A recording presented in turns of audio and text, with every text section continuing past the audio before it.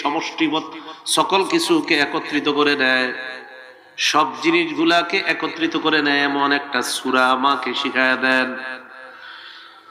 সূরাতুন জামিআ, এমন একটা সূরা যা সব কিছুকে একত্রিত করে, মানে যেই সূরাটা আমার জন্য যথেষ্ট হুজুর, এরকম একটা সূরা আমারে শিখায়। ফাআকরাহু ইযা যুলজিলাতিল আরদু জিলজালাহা। আল্লাহ রাসূল তাকে সূরাতুল জিলজাল এই সূরাটা পড়ায়া দিলেন, শিখায়া দিলেন। ফাকালা ওয়াল্লাহি লা আযীদু আলাইহা আবাদা। ওই ব্যক্তি বললেন, আল্লাহর কসম আমি কখনো এর চাইতে বাড়াবো না, মানে যা শিখলাম এই সূরার শিক্ষাটা নিয়ে আমি থাকবো, বাঁচবো, আমল করব।